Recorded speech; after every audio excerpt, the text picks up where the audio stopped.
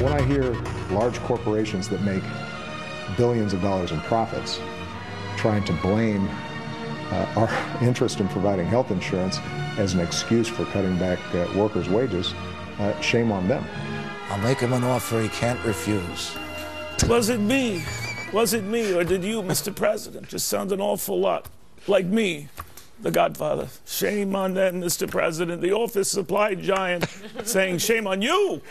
Staples firing off this statement after the president was trying to say that their part-time employee policy was a direct response to his health care law. They said, no, we've been having this same rough policy, the same percentage of part-time workers for the better part of a decade. Charles, a little bit of mob-like tactics there?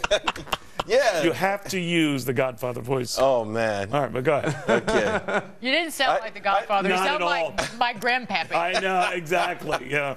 Here's the thing.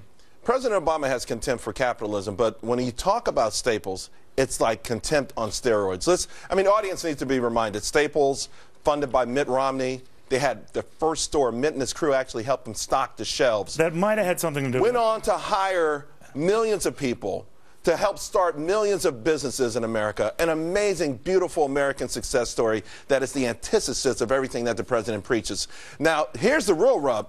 During that interview, I get this feeling now and then that you're not a fan of the president. You know what? I'm not a fan of his policies. Gotcha. And I'm not a fan of him always trying to take down success or always belittle people who've worked and gone the extra mile. Now, here's the problem with this. He went on in his interview to talk about the idea that if that Staples should try to help pay these people or more.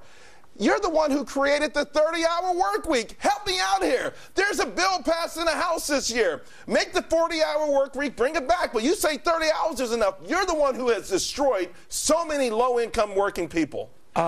Charlie, his point was trying to say that Staples is trying to find a runaround around the health care law and provide health care for its workers. Right. When we looked into this and found out it does provide health care to its part-time workers. It's just not the president's plan. He doesn't think it's generous enough. Right. He says that the company makes billions in profits when, in fact, it makes a fraction of that. And it's closing a lot of stores, 200 this year, and it's merging with Office Depot that's even hurting more. So it's not on fire here. Right. So what I say is you're going to go after Staples fine on the Paris argument. In the CEO's exactly. bed, right? Well, then go on to all the other companies that presumably do the same thing. I would just say this. I think Staples is doing this primarily because of the health care law. I would say that I know they put out a statement. They say no. I don't believe them. They said otherwise. Okay, I don't care. I don't believe them. I believe they're doing it because of the health care law. That's what facts don't mean anything. No. I admire that. No. I deeply admire that. BSPR statements from corporations don't mean anything. But the other half of the equation is this: that companies have a fiduciary responsibility to react to costs and stay in business. And that's what you do when the government imposes a mandate like Obamacare. But we miss the fact that it's hardly, you get the idea that the management at Staples is, are there no prisons? Are there, the fact of the matter is they do offer this. In fact, one of the earliest offers same-sex benefits.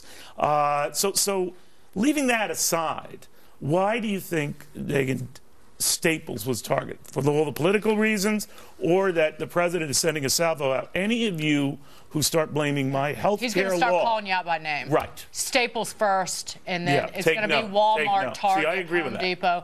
But listen, you can't blame companies for a law that you wrote, a law that you created. Obamacare is going to have and is already having all of these knock-on effects, driving up costs for companies. Companies are dropping health insurance for part-time workers. When I was talking about Walmart, Target, and Home Depot, it is the fault of the law, not the company. You created a law that encourages companies to hire part-time workers. We've redefined what is full and part-time work. You wrote it. It's like... I didn't write it, but I know what you're saying. The president and the Democrats wrote this law. They need to go to the guy who did write it. He has a big hand in this. Adam, what do you make of this? Me?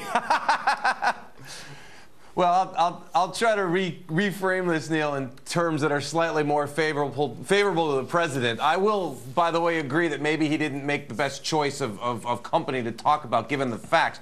But what he's saying is, look, they and many other companies have an opportunity to take advantage of the provisions of the health care law by adjusting their hiring. That's what they're doing. But they provide health care, Adam. What's lost in the sauce here is that you'd think, oh, they don't do anything for them. They have health care. Yeah, it's just not the president's plan, maybe not as generous as his plan, maybe it doesn't make the cost concessions as planned, but they do provide. You know, at first I thought, oh, wow, well, Staples must be doing squat. I get that. But let's give him the benefit of the doubt. I mean, one of the president's jobs is to use his bully pulpit. He's saying, I want more companies to be in compliance in a way that will give them... for a truthful reason, and you go after companies that are doing what you say they're doing when you know, in fact, they're not. And I think this is politics coming into it. Think about how absurd it is, Neil. I mean, his Treasury Secretary used to work for Citigroup, a company that created the financial crisis, one of the major culprits of the financial crisis, yet he spends his time attacking Staples.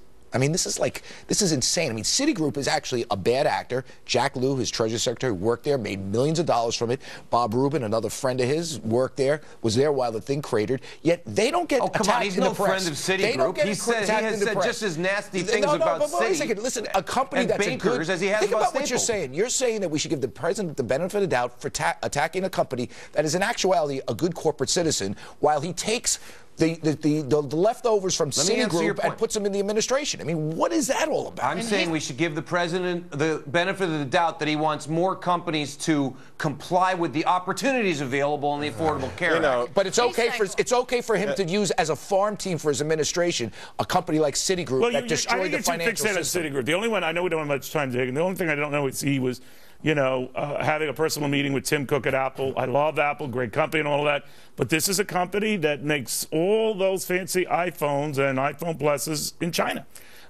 So you could argue, money in China. And keeps the money in China. That's a ton of money now. Now, all I'm saying, if you're going to go after Staples, then go after everybody who either ships jobs overseas or tries to shirk your health care law, whatever your charge is. But be fair and be balanced. And the president was neither. I think he will be, because he's going to be singling. When this law, as it starts to crumble and fall apart, he's going to be blaming everybody but those responsible. See, I like the way you said it, because you had the Southern accent. You know, it's more powerful. Yeah, okay. All right, and it's better than my godfather. Meanwhile, if a bird took down this plane, imagine what a drone could do. Well, you know, it almost happened again.